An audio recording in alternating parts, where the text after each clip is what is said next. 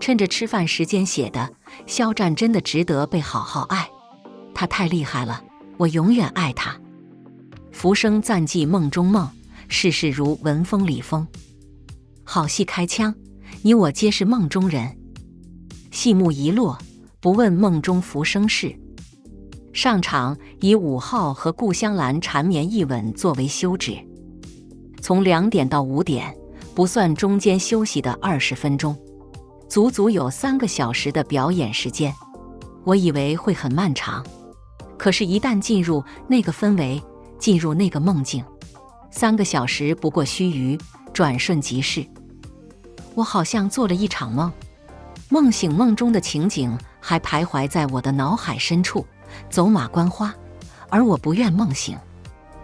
我知道《如梦》是很有名的一部话剧作品，作为一部殿堂级史诗级的话剧，我对它的盛名早有耳闻。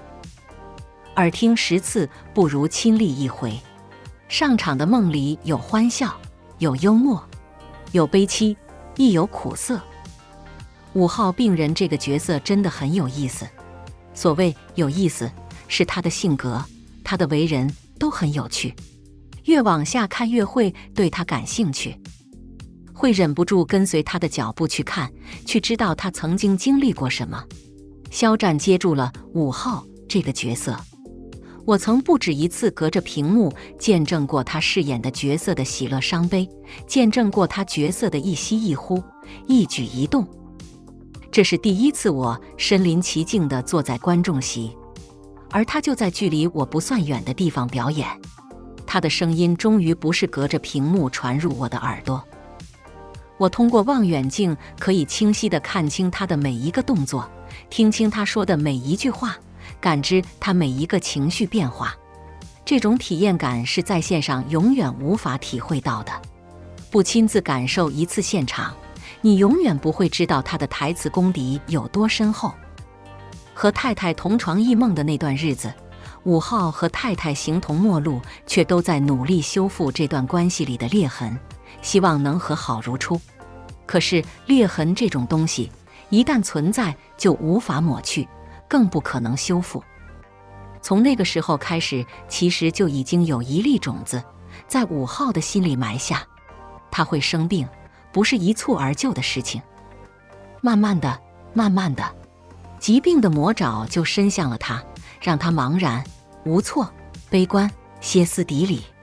观看的时候，我就在思考一个问题：5号的病真的只是一种罕见的、难以治愈的病吗？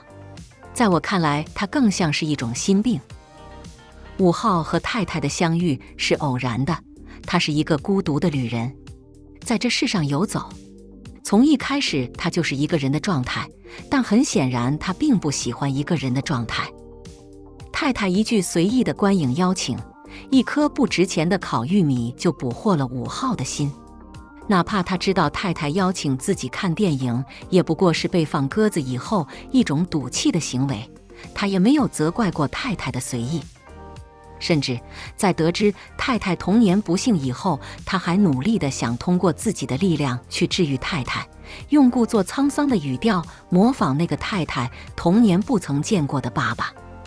尽管那时他们只是第一次见，他就已经展现出了他的善良。而后他们走进婚姻，或许是如浮萍的2个人抱团取暖，因为彼此都无依无靠，所以组建家庭聚在一起，以为那样就能生发出一团火，驱赶走曾经受过的寒冷。可是后来儿子的离世让努力维系这段婚姻关系的2个人分崩离析。太太每天都很晚回家，身为丈夫5号不是不在意，可是太太不懂5号的在意，对他不悦的情绪无视，任由他们之间的裂痕越变越大。那句掷地有声的皆是5号第一次情感上的突破与释放。失掉爱子以后，太太又不懂得对他呵护关心，每天早出晚归，让他心理上找不到安全感、依赖感。他是怨他的，可即便到了那样一种剑拔弩张的状态，他依旧是爱着自己的太太的。因为放不下，所以他穷极一生在找寻那个无故失踪的妻子。像一个无助的孩子，不知归路，独自流浪。看到这一段表演，我心都揪起来了。太太消耗他对他的爱，他爱他，可他不爱他。他好像只是为了寻找一时的依靠才和他走到一起，可一旦那个曾经辜负过他的人卷土重来，他就和那个人走了。就这么理所当然，残忍地把还爱着他的5号丢下了。我的眼眶不止一次酸涩。世事无常，我只是故事的看客都这么难过。他在故事里经历5号的一切，又该如何调和心中的苦痛？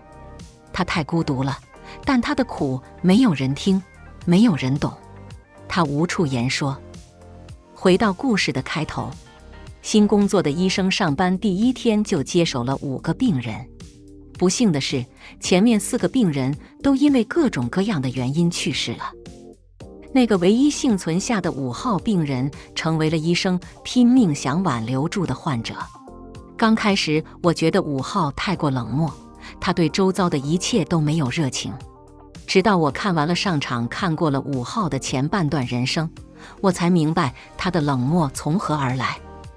他从来不是一个冷漠的人，是这个世界对他太冷，寒了他的心，所以他才把自己封闭起来。他明明是一个幽默健谈的人呢。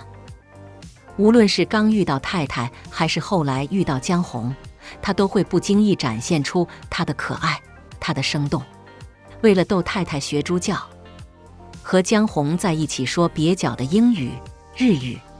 当那个神叨叨的吉普赛人让他看着自己的爱人回答问题时，他也会温柔地看向江红。他这样鲜活的一个人，最后被疾病、被冷漠的人情消磨到只剩下一身冷骨。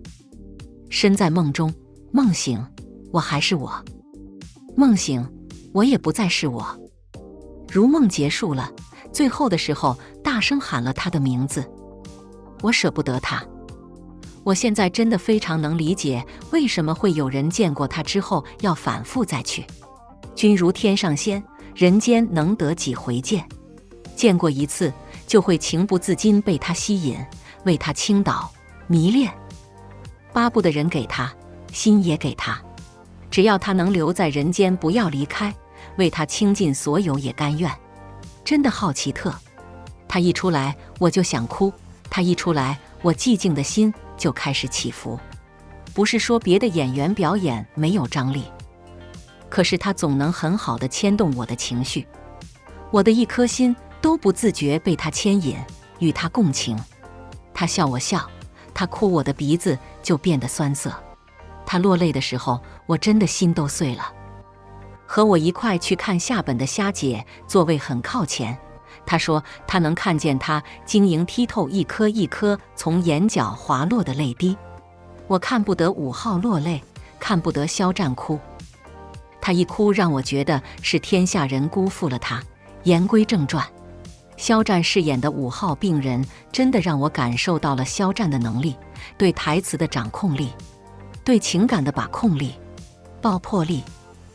你看着他在台上，不会有意识地去告诉自己这是一个虚构出来的人物，不会去想这是肖战饰演的角色。当肖战站在台上，他就是5号。5号也不是虚无缥缈的，他通过肖战的表演一下子从书里走出来。一个好的演员，他就是能够让观众在看完表演后有出不来的感觉。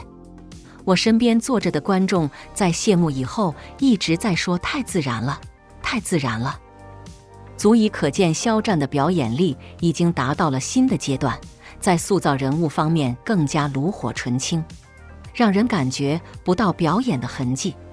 这需要长时间的练习打磨。演员肖战已经不是普通演员了，我想或许在未来的某一天，我应该尊称他为艺术家肖战。